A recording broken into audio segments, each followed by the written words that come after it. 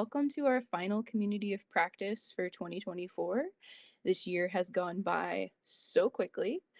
Today we're going to be talking about participatory mapping, and I'm going to give just another moment as people are trickling in. Go ahead and rename yourself, put your pronouns, city, organization that you work for, and we'll get started here in just a second.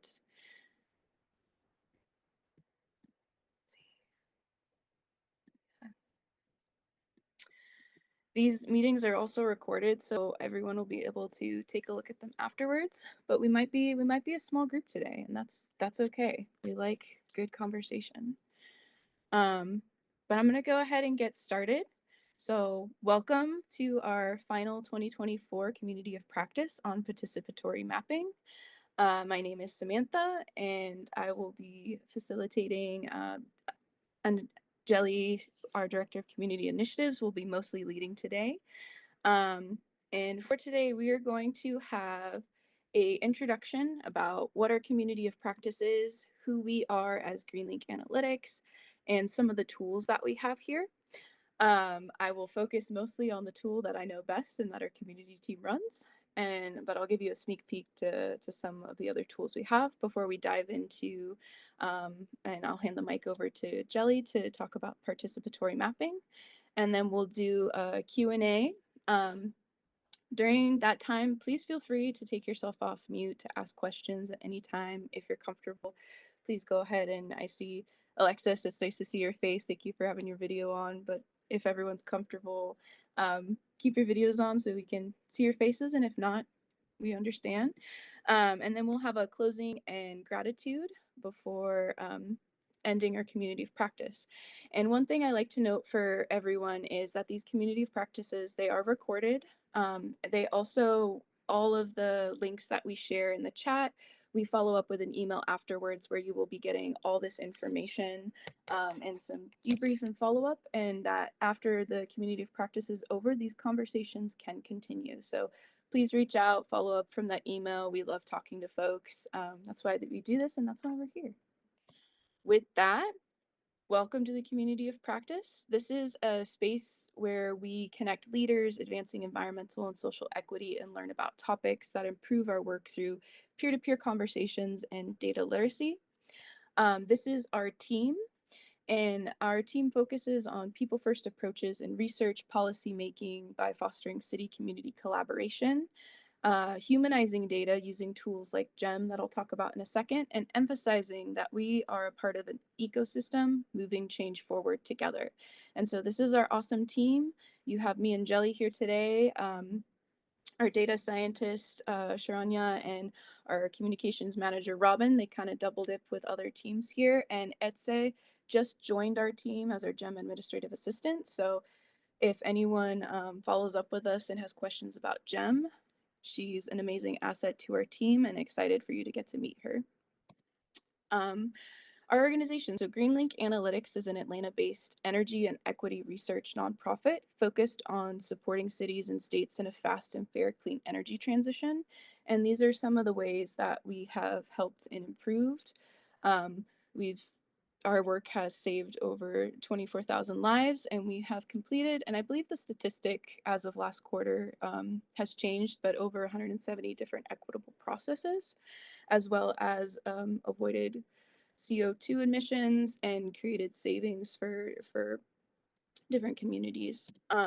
With that, these are some of our tools, and Greenlink utilizes scientific research, analysis, and mapping to share accurate, high-resolution intersectional data to communities and partners.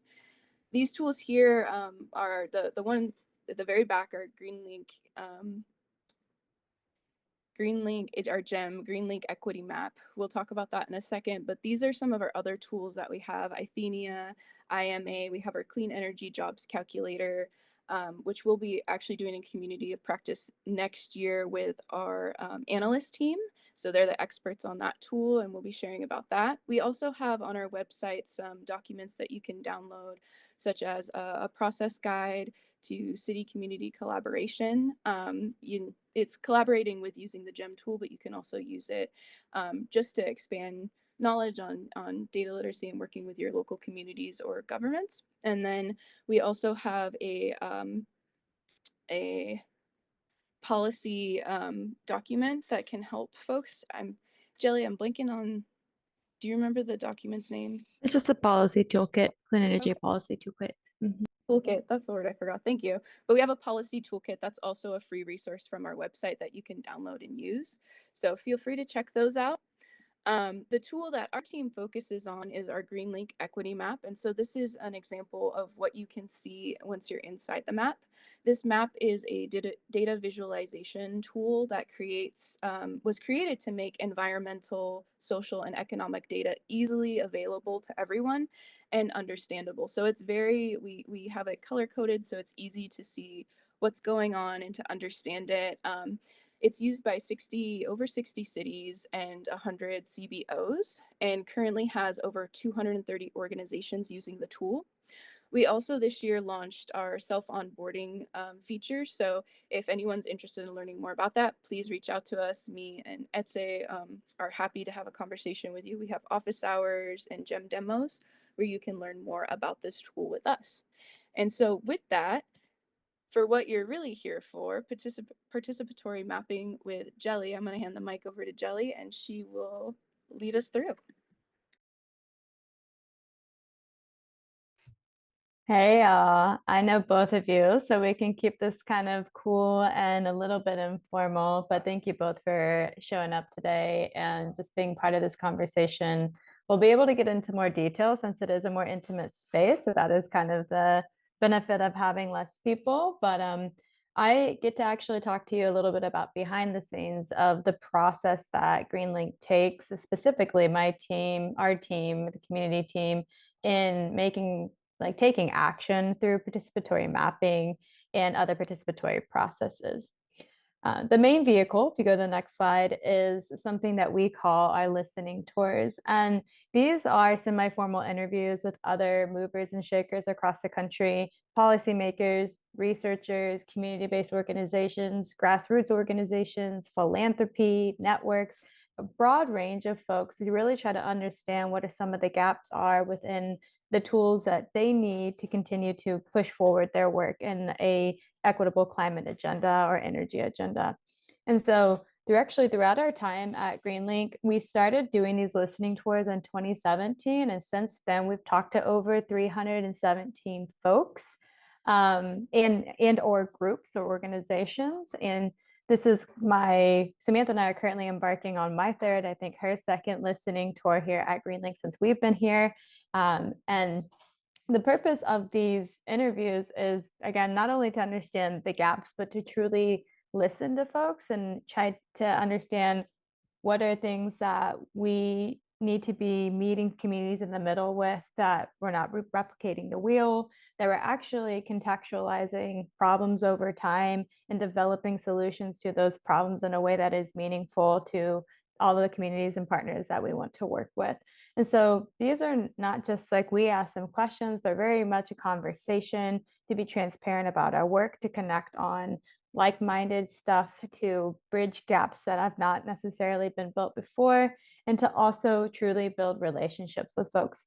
As an organization that's based in Atlanta, we do work on projects nationally, but in order to make sure we have those established partnerships in the communities that we want to work with on climate plans in Virginia and California and all over the place, we want to make sure that we're building relationships over time so that when it does come to building out an equitable energy plan in any of the states that we're not based in, that we have partners on the ground that can do the work. So this is one of the ways we build relationships with folks that are doing this work, and that we can build partnerships and collaboration within the future.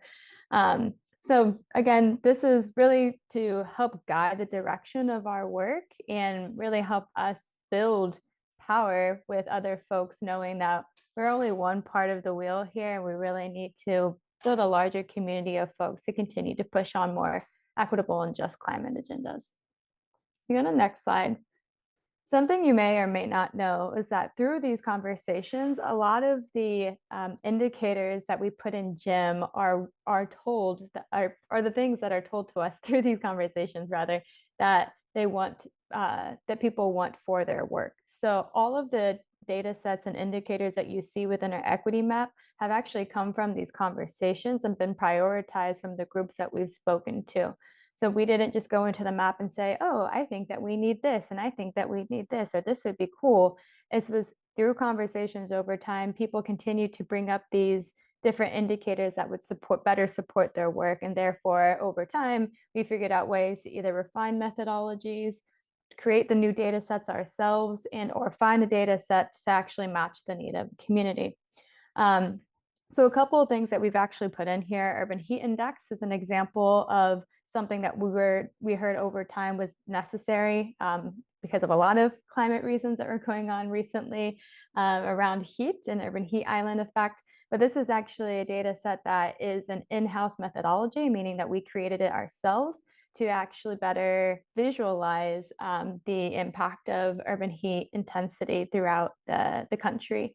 Native lands was also something that was in collaboration with listening to Indigenous folks, and I'll talk a little bit more about that later, around actually how we start to visually like represent more communities that are historically not put into these platforms, right, and not really broadly understood as it relates to climate and energy, and wanting to make sure that we're starting to map those accurately. And then something that we're working on next year in our pipeline is air quality data. So this will be probably a combination again of data sets that are out there and refining methodologies to make sure that the data is accurate and up to date, which is something that we value heavily here at Greenlink, is not only to just put indicators in there, but to make sure that we are updating the platform so it stays relevant, it stays timely, and it stays accurate. But everything you see in there has been told to us by other partners and collaborators across the country that this is what they wanted. And so we listen to those things. Go to the next slide. Another example that we recently put into GEM is a transportation burden indicator. And this was possible through a collaborative effort with Center for Neighborhood Technology, who actually developed the transportation burden data set themselves. And so we got to connect with them through these conversations and realize that there was a clear partnership here to visualize one of their data sets within our platform to make it more meaningful, and to also be able to see the isolated data set in relationship to all the other indicators that we have in GEM, because you can actually overlay certain indicators and start to see intersections and correlations in real time. So we wanted to see a fuller story related to transportation burden. But Center for Neighborhood Technology didn't have a platform that it was going into, it was just kind of in their own database and on their website. And we thought it would be a great idea to work with their piece and put it within our platform, because this was something that, again, we were being asked to put into GEM based off of what would help more people like push forward like transportation or EV agendas forward. So this is an example of a like we are not always the ones that create the data, but rather we're trying to find other partners who have really strong data and want to find ways that we can visualize it in an accessible way for the communities that we work with, and also meet the needs of folks that have been asking for this data set for a while. If you go to the next slide, this is one of my favorite examples, and there were a lot of things that went really well with this project, and a lot of things that I wish could have gone better, as like any project is. But this is an example, and you guys have probably heard me talk about this before, of an equity index project that we did with 3 different partners, one of which was the West Atlanta Watershed Alliance, or WAWA, and also the Clean Energy Advisory Board, which was a community governance board sitting within the Office of Sustainability at the City of Atlanta, and a community liaison with a group called Sustainable Community Solutions, who actually led a lot of the qualitative research and questionnaire and listening tours and focus groups that were necessary to make this project successful. And so this was an attempt to really look at data gaps more upstream, because a lot of the data that we see when we pull up any map, whether it be GEM or a GIS map or a federal map, is the data is trying to tell us the story of what the community is, but oftentimes that's not necessarily met with how the community perceives these issues. And as what we do at Greenlink is always trying to make sure that the data is aligning with the lived experiences and vice versa, that we're capturing fuller narratives. And so in an attempt to do that, we wanted to engage in a qualitative participatory study to understand how the community was perceiving these issues in their neighborhoods. And so we worked with these groups to prioritize the neighborhood planning units in Atlanta that had the highest energy burdens, and go and talk with them, have focus groups, and actually engage in questionnaires to assess not only what are your top priorities related to reducing energy burden, but how are you perceiving all of the other kind of burdens that are intersecting or kind of coupling with energy burden. So, for example, asthma. We know that asthma is a quantifiable statistic that we get from the CDC, but it's another thing to ask, like, how does the community feel like they are being, how does that impact their life? It's one thing to say, yes, I have asthma. It's another thing to say, how is it impacting you? How do you feel like it's impacting your life? So we took kind of this, I guess you would say, additive approach to really look at not just the is this happening, but to what degree, is what we got to ask. And so we coded the qualitative information, these questionnaires in the back end, and we're able to translate it into a quantitative data set that we categorize and put into GIM, which is now known as the Equity Index. And the Equity Index not only shows the community's data, it's literally the community's data, but in relationship to how those different burdens interact with one another based on the intensity and frequency that the community feels that it is happening within their neighborhood. And so it takes all of that and it produces a score, like a scorecard, 0 to 100, like a test.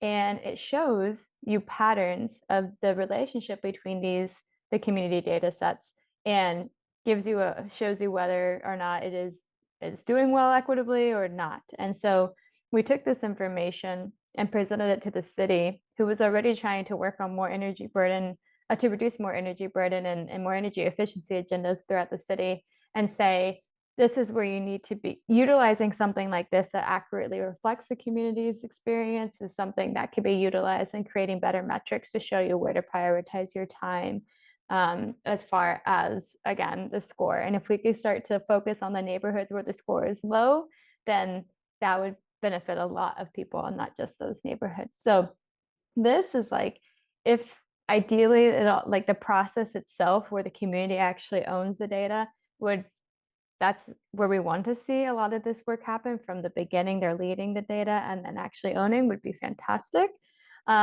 However, once we got to the city to adopt the tool, we didn't get as far as them actually overseeing this tool and their equity metrics, which is something that we are trying to advocate for within this work, is to get more equity metrics in data that is more community driven. So this is an example of ideally what that would look like if the city were to adopt that.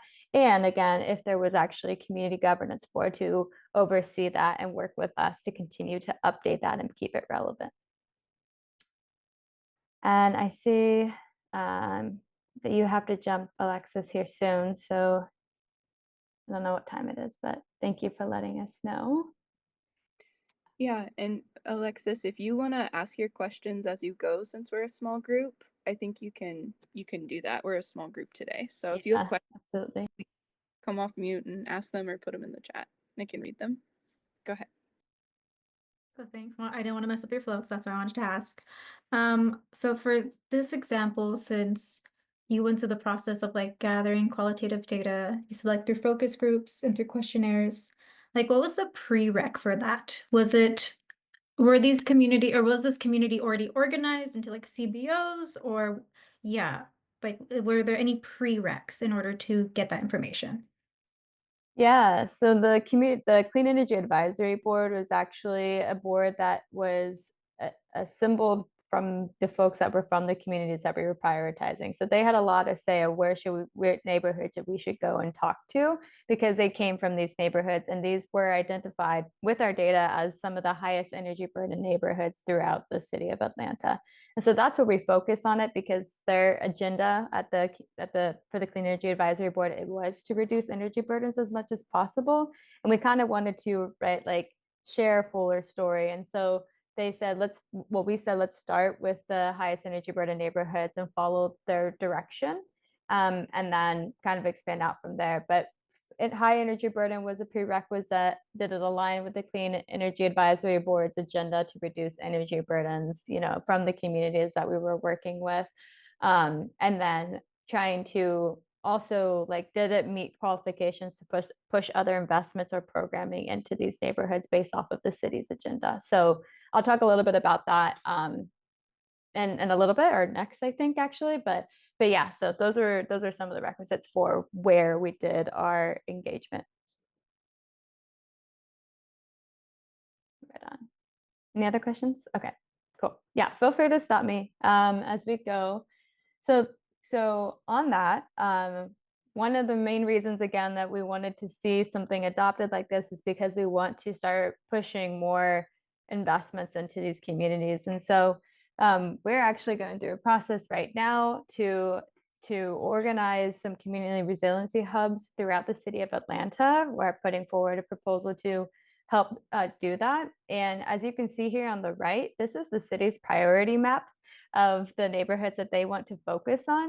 And over here to the left is our equity index that we created with the folks from Atlanta. And so I have highlighted here, Thomasville is very well known in Atlanta as being a high priority neighborhood. We call them neighborhood planning units or quarters.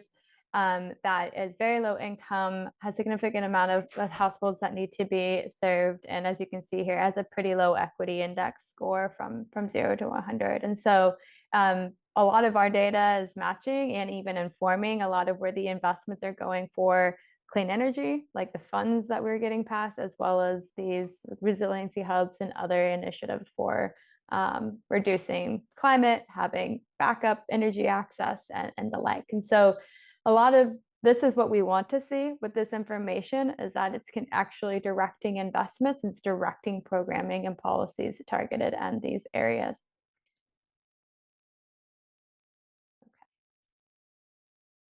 If we go to the next slide, oh, a double hook here. Thank you. I'm supposed to say something else, but I wanted to also talk through a little bit about how we've engaged in something slightly different this last year to try to expand our understanding of the gaps in data with certain specific communities across the country. And this was led by Samantha, and I followed her footsteps to really start engaging in more conversations with Indigenous communities to understand what the gaps are in data of representing those folks and how that actually has unintended consequences of not directing more funds and policy, energy, and water access to Indigenous folks. And so we wanted to understand, do we have a role in actually addressing some of these issues for more folks than just urban? And so one of the first things, like I mentioned earlier, that we did is make sure that our map actually visualized these communities as best as we could. So what you see here in our native lands map is not just federally recognized lands, but other historical tribes that are not necessarily recognized at the federal level, but still very much exist or existed, and showing where they originally existed. And so we wanted to make sure that there was visualization, just period, that our map was starting to actually even consider folks that a lot of these other federal tools were not doing efficiently or well. So that was like number one feedback that we received and we enacted on. But through these conversations, we also started to understand that for Indigenous folks specifically, there's a lot of missing and inaccurate data. There's a lot of bias and unethical data collection, which has broken a lot of trust between researchers and data scientists and the Indigenous communities. And their call for data sovereignty, to actually own the data, to do the data about themselves, is a lot stronger than a lot of the other folks that we have spoken to, and a lot more necessary in this reform and for justice. So if we go to this next slide, I love this quote, and I think it sums it up really well. It's one thing to have these conversations, right? It's another thing to actually act on it. And that is something that we're very intentional about at Greenlink, as to try to go beyond our actions of putting things in the map, but start to really look at more upstream ways that we can fight the system, if you will, to make the processes more ethical, to make policies and programs more ethical. And so this I think captures a lot of, like, it's one thing to talk about what needs to be done and what the barriers are, but then there's actually having a commitment of what will you do. So if you go to the next slide, us at Greenlink, really, we are trying to restore. So funny, Sammy, some of your images aren't showing up on the slide here. It's showing up on mine, but that's okay. Some of the things that we are trying to do more at Greenlink is engage in storytelling. So you guys, James and Alexis, you may know from the SCBP project how much we are really trying to say, like, it's one thing to have just like a story about energy burden and building performance standards. It's another story. It's another thing to have like a more holistic story of like, what is the company that, what is the equity lens in that? And how do we make sure that we are truly like reaching folks who have other priorities that relate to this that are being addressed? And a couple of ways that we've taken our skills that we think could be applied to this is engaging in more citizen science. And we have a couple of people on our coalition and on this SCBP project who has done a lot of citizen science, but to incorporate that into our map. And so one of the things that we are actually focused on for next year is, okay, no worries. All right, thank you guys, appreciate it. Thanks for coming. And then it's just us. So I don't know how to, if you want me to complete this recording for the rest of the people. I think we could finish this, and I have the questions still if you wanted to just have a conversation, or we can just leave it at that. Sure. I follow your lead. So whatever you want. Yeah. I'll let you finish this. Did you have anything more here? I would just say just the action. So telling like fuller narratives. Citizen science is directly related to us integrating a user input function within our equity map. So this again was something that we heard was be really valuable within our map to be able to let other communities put in data that's meaningful for them to direct some of their own local projects and local campaignings and actions. And yeah, allowing more citizen science to actually take part. And then also getting more upstream. So obviously we are a research organization. So one of our main things is to actually do better at researching the data gaps and the biases that exist in data, and to be able to actually explicitly say those things, whether it's in reporting, whether it's actually speaking about it through presentations, but definitely getting the awareness out there. And then also starting to, again, continue these listening sessions and find more partners to work on these things to address these gaps, because we're not going to do it on our own.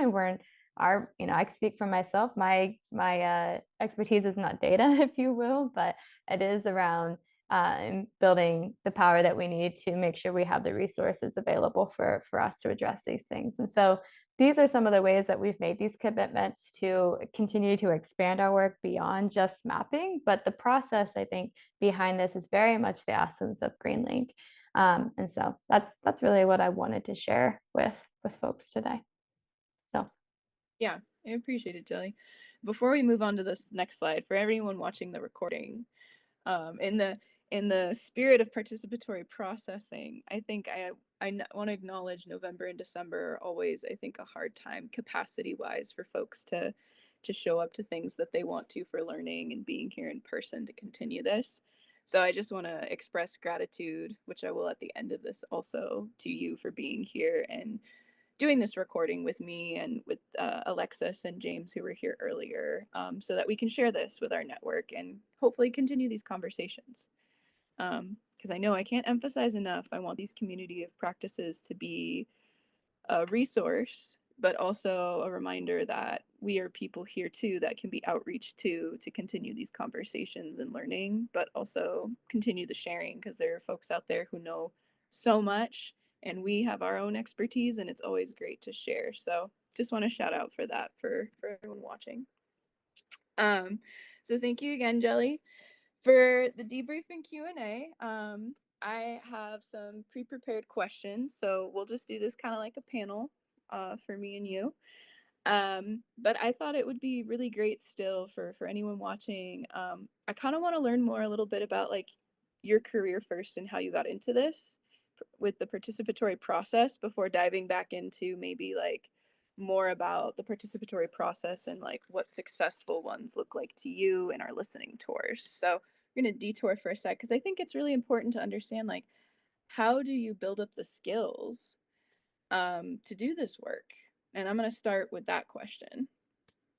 Yeah, actually, I think I really like this question in the context of this conversation now, because I've actually given a version of this presentation to two other groups that are very different. One is an organizing group, and the other was a national lab. And they took very different things from this, as you can imagine. And I was like, wow, how interesting is it that I can present on the same material and have very, to various almost like polarized different groups and have them find some common ground, if you will. And I thought that was that's kind of a good example of how I got into this space. I started as an organizer, started very young before I got into college, just volunteering, and like knew I had a call for justice, but I didn't really know what that was. And I was kind of searching, but I was very ambitious and kind of like rebellious. And so I was like the perfect person to go into organizing. And when I got into college, it kind of, I learned a lot more around how to be strategic in that. And so I started to work at a number of different areas that naturally had intersections with climate, which was, I was gaining more insight about myself that is really what I wanted to focus on, was the environment and climate. So I started in conservation, but I was always organizing communities and trying to understand, public values around certain issues in relationship to their life and what is actually priority for them versus what these organizations and institutions I was working with think are priorities for the fish or for the water or for a building, right? So it was really trying to understand how to meet in the middle. And when I was in college, I actually started out in biochemistry, like thinking I was going to go down into the medical field. And I realized as I was organizing, I took an intro to anthropology class, and fortunately had a professor pull me aside and say, I think you should consider at least doing a minor, if not going fully into this field. And I didn't even realize at the time that I was doing anthropological work in organizing. It just was, there's a lot more methodology and strategy and research involved with anthropology. And so I took that as a sign, and I completely 180'd from the medical sciences and the hard sciences and to the social sciences. And that's where I learned how to do qualitative research. And there is this blend, this very clear connection to me between organizing and the principles and the kind of strategies of organizing, on how to build not just power, but power through relationship. And then the methodologies of qualitative research of like how to actually push that towards policy action and program action, and more like systemic long-term action rather than just kind of like campaigning and picketing and going door to door and canvassing and letting people know that, somebody was going to buy their house if they, didn't fix it up or something. So for me, fortunately, these things overlapped. And then I just naturally got into more of the research space because I wanted to see deeper impact in the work that I was doing, and sooner, right? So that's how I kind of got down more into the side of research, but I've never left those principles of organizing.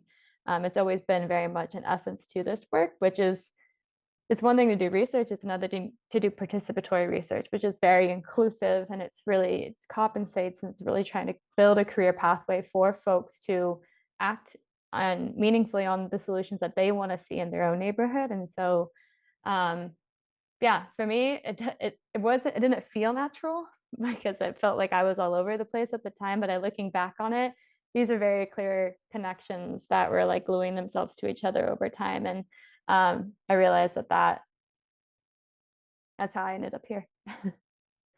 I appreciate that. That's an insight to how you built up your career and like ended up doing kind of what you're doing now.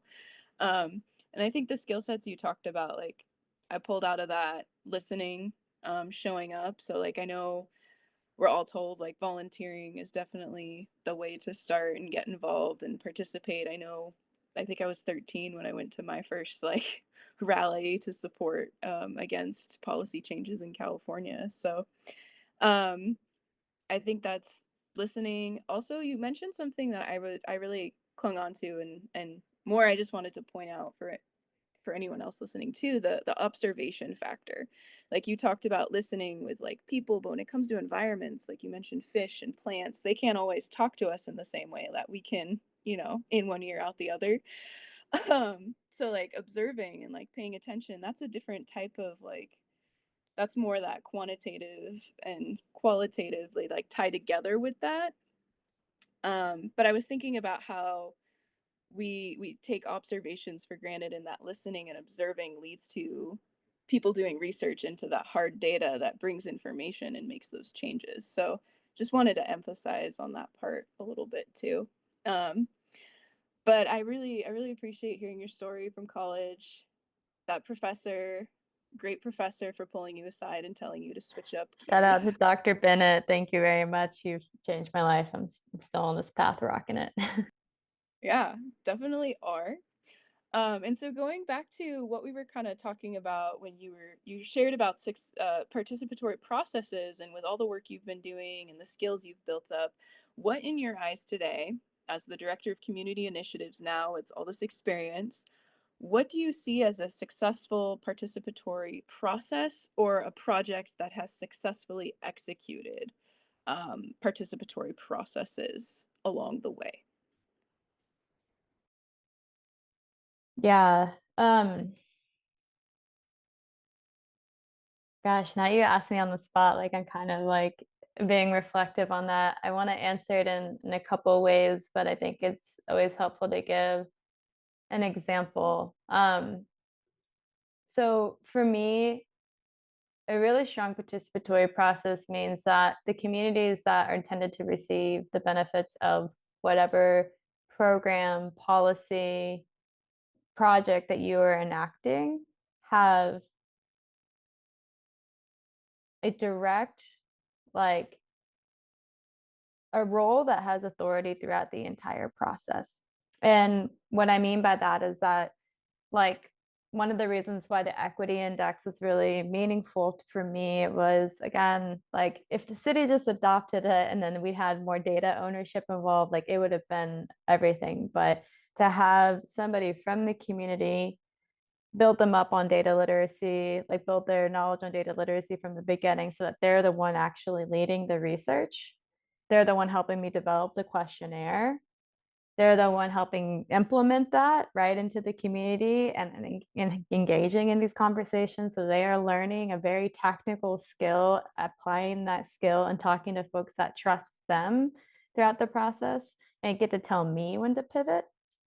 Me as, again, I would be seen like right as like the expert if like in traditional research because I'm the one leading the project, but in participatory research, the community should be leading in almost every single aspect of the process.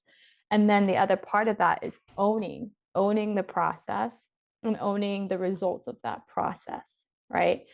Um, and it's difficult to do, but to be able, like through that project, to actually represent community in a way that they wanted, their data, their voice, and then to take it to a governing board, which again, we were kind of lucky that like, the city had a community governing board, but those are really big structures, like infrastructures for community that, if done well, can have a lot of power.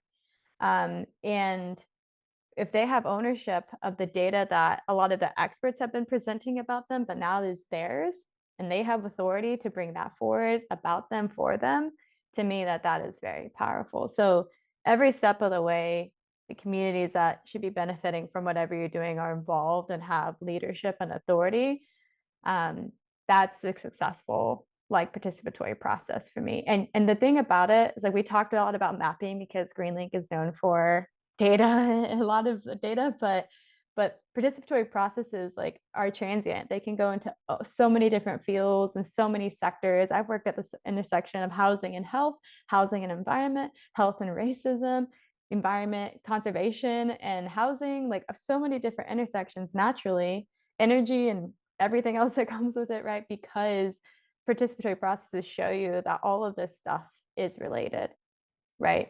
And it's just a matter of like strategically engaging like that's just kind of where like the technical experience people, like what we call experts, meet community in the middle to give them more of the tools to make, you know, stronger decisions that bring in better benefits for their community. And so it's yeah, I think that that's like a really key piece for me.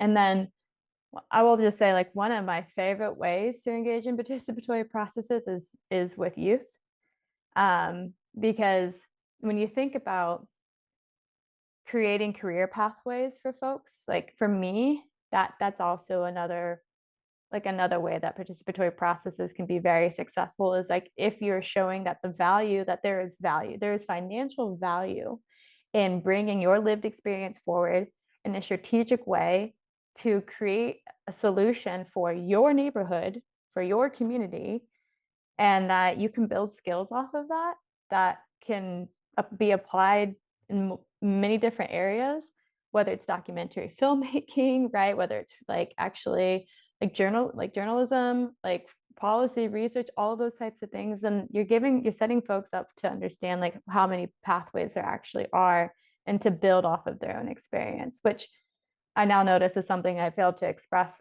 in the earlier question, which is like a lot of folks go into organizing based off of an experience that happened to themselves, right? And so it is kind of a power to unlock and show people that like you have almost everything you need to start to go into this. I just, you know, want to give you more resources to think a little bit critically about it, and also for you to develop skills that are technical and can get you in a professional space. And I didn't have that. So if we can build career pathways for folks, and especially starting with young folks that have a lot of like tenacity and ambition and energy and talent, that's like one of my favorite ways to engage in this process. And I've done that before, working with doing participatory research with youth embedded in schools. And I would say that those are some of the most creative solutions that come out of it, because they're thinking so much ahead. So I don't know, now I'm kind of rambling, but those are some of my answers. No, I appreciate the depth of the answer. I definitely, when we were preparing to do this community of practice, we talked a bit about like, did we want this to be mapping and research with participatory processes? Because a lot of our work is around trying to help bridge between community-based organizations or communities and cities and get folks having these conversations and being like in community together, a part of this process. And a lot of what you talked about, I think I was going back to that whole like ecosystem of like, we are a part of this together. How do we move it forward?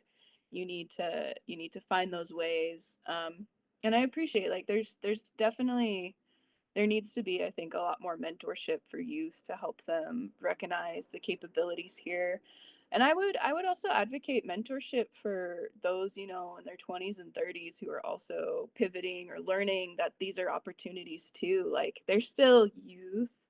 We're not aunties and uncles yet. We're still youth. But I think like the abilities to transition, and I think in those older years sometimes it feels more like you can't, and opening up and realizing like, no, you get to be a part of these processes and your lived experiences can add to that, but they also, how do we overcome the barriers that might have been created because of that? And I think that goes back to what you were talking about with this participatory process and building relationships and trust and providing data literacy and tools to community to come in and be the experts on their community and really take more charge of the project, and our role be more that supportive, like just resource to help support with understanding what they're seeing and get them to a point where they can take over and have these conversations more, which means we'd put ourselves out of a job, but I don't think we would at the same time. Well, I mean, just a little, like another little thing of that is like exactly what you said, is like giving community the resources they need to come in. Our job is to create the platform. Like this is really a conversation about how do we utilize our privilege. The more intellectual we become, the more we study, the more certifications and, you know, degrees that we attain. Like how do we recognize our positionality between the problem that we're studying and the people that we're trying to work with, right? How close am I to the problem? How far away am I to the problem based off of my privilege? And everybody has privilege, and everybody has their own trauma and experiences that also very much is real, and again could create distance or closeness. Anybody. So, but it's important to recognize that, because you're able to be like, okay, with where my position is towards this, I have a role in creating a platform. And that's an important role, you know? And at the same time, I'm still a renter. My energy burden goes up in the summer, and it goes up in, like in the cold, in the wintertime. So, like there are still things that I deeply understand, that I research, that impacts me myself, right? So I think it's important to like know that, like, even though we're kind of, a lot of times when we get in these very intellectual positions and grow our professional development, where we automatically now experts, and then we're like, okay, I should know everything, versus like, go back to my experience of, again, where am I? And yeah, there's a role to privilege, which means that, it's always going to constantly shift as that shifts and as life happens. And so being able to recognize what your role is in creating a platform, or giving the resources, or providing the resources, or whatever it is, just building awareness and connection, very important roles to all of us. Like, none of this is possible without all of those things. And to another point that you said about trust, is like, I think that we look at this as like, okay, this is automatically going to happen because it sounds like an ethical process. And it's like, no, I've primarily engaged in participatory research. Well, not even primarily. I've only engaged in participatory research in the city that I'm from and the city that I'm living in. So what does that tell you? Like, I've only led in those spaces because those are spaces where I have relationships with, and or I have other folks that have really deep relationships in there, and they trust me. So that's something to note, right? It's one of the reasons why I talked about our listening tours is so important to build relationship, because we work nationally. We work on climate policy nationally. If we want an equitable process to be done in California and work with the CBO there, we need to start building relationships with CBOs in California, like now, today, yesterday, right? So that's how long it takes. It's like an ongoing process to build those relationships, to now be like, so let's get into something more technical with each other, and then also like convince folks that it's worth being paid for to do this. Like, this is a real job that has really beneficial outcomes, and both the community and both the policymakers and decision makers too, so. Yeah. Yeah. And I want to go back to emphasize something you said, because I hear this in community a lot. But knowing like your privilege and like using that, it's like a superpower, and we all have it in different ways. And one thing I know in my own communities, I think a lot about like education. I have a split divide in like folks who say, go get an education, you need to know this knowledge, and grounding knowledge. Like, when you grow up in your community, you learn how to really observe and work with the land. You learn to take care of things in different ways. And that knowledge, like we were talking about, you should get paid for this work. That knowledge is so critical right now in this climate crisis. Like, we need to be paying people who have that grounding knowledge to do their work too. And so I think that's where we can meet each other as we build this trust in these relationships we're talking about. That's where we can bring all of this knowledge together and like uplift each other and figure out how to do that in a way that can hopefully, start to address a lot of the climate and environmental catastrophe that's been happening. So just wanted to highlight and uplift a lot of what you're talking to here.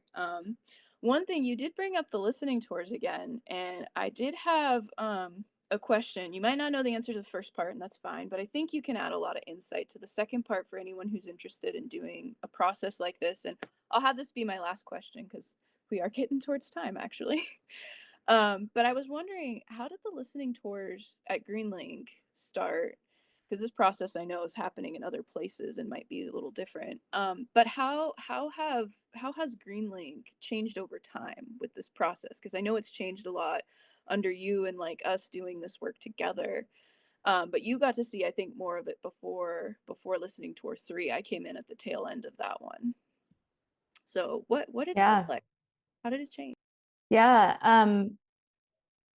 Actually, I'll like answer it backwards. We are probably the biggest example of how those listening tours have changed Greenlink. We, as in our team, like, we are a byproduct of listening to folks say, we want more folks that understand how to bridge the divide between decision makers and community members, and to tell story with the data, right? And not just have data lead everything, but to really ground folks, and also to like not just be community engagement specialists, but actual like shepherds and facilitators, right?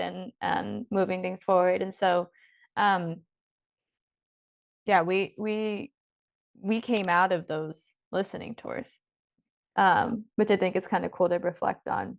But when I first started in Greenlink, like I mentioned, they had done these listening tours. They've been doing them since 2017. And at first, well, it still kind of is, but it had a very technical and almost like business development like method of approaching how do we actually make sure our organization is staying relevant, is actually solving problems that people want to be solved, and also hones in on the skill sets that we have versus the skill sets that we think that we have, right? Like it's really helpful in giving clarity for that. And a lot of it was on, how we should develop our tools, how we should develop our services, what type of people we should bring in and hire, and evolved more towards, and I would say, again, a lot of it from bringing in your and I's ethos into this work, how do we build relationships, how do we take these conversations into collaborative partnerships, um, how do we build more like coalitions through this work, and it's still business oriented in the sense of, again, we always want to contextualize how our work can be meaningful in the world, right? Because yeah, like you said earlier, we don't want to be without a job. We want to help other people get more jobs, but we want to stay relevant too, and we want to help in a way that we really can. And so it does guide that. It guides the ways in which other people want us to help, and we follow what we're told versus say, we think that this is helpful for you. And then the other part of it now, which since we've really joined the team, because once after a few of my listening tours that I did with Matt early on, I was like, people want people want to be grounded in a lot of this stuff, right? A lot of this technical jargon and all the data that pushes policy, but kind of goes over people's heads. And when we came on, we started to be like, okay, so there's a connection missing between the story and the tools that we use, and how do we actually use these conversations to, again, to broaden what our kind of role and responsibility is, other than just like, providing a service, but also building a movement, if you will, like building connection, and it not be so like dependent on our tools, but more about our role in this work overall. And it's actually a larger leap than it sounds, I feel like, and we're still working through trying to like implement a lot of that new way of thinking and approaching this, as less kind of like, again, like service oriented to more relational oriented. It's a lot of learning with that, but knowing that those two things actually work together and they can't be separate. And so it is, I would say now it's leading to a lot more collaboration than it ever has been. Um, and I think it's also helping us as an organization know where some of our like levers are, but also some of our like barriers and not our best skill sets. And so we are actively looking for other folks that are better at something so that we can bring those experts in together, right? So we're not trying to be everything by being a qualitative data science and analyst like organization. We're actually trying to better understand our position and our role within all of this, and who's better positioned than we are and who's not, and who do we need to be working with. And yeah, we've seen a lot more collaboration between our teams and a lot more collaboration with partners across the country because of the way that it's evolved. So yeah, I'd say that's in large part, but too, when you came on too, you saw a drastic change in how we started to approach this too. And yeah, actually Yeah. see the outcomes.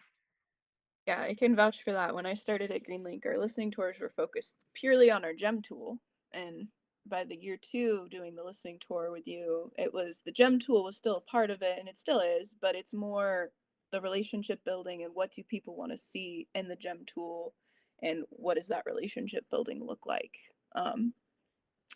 I think also, just to elaborate for anyone watching who doesn't know our organization, when Jelly's talking about our different teams and our team, as I said at the beginning, we're the community team, and then we have the analyst team, our data team, our functional team, our comms team. So those are our groups behind the scenes, and we work in a lot of collaboration on a lot of the projects we're doing.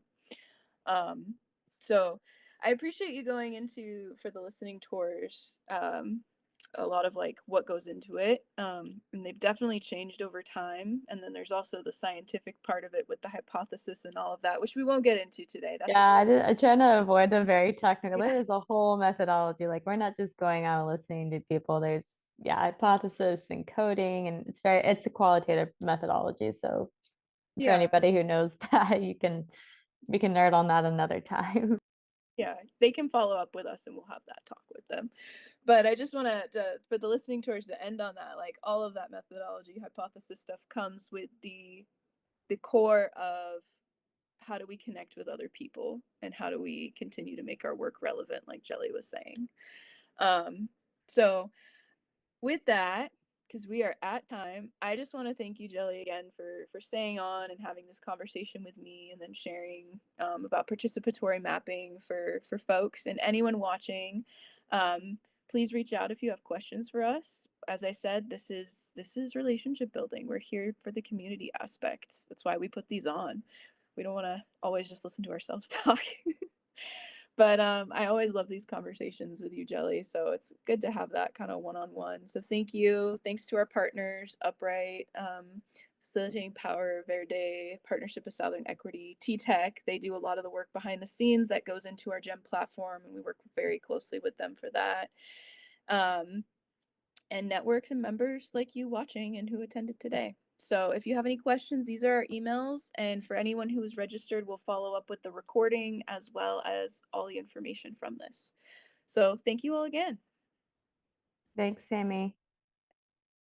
Thanks, Jelly.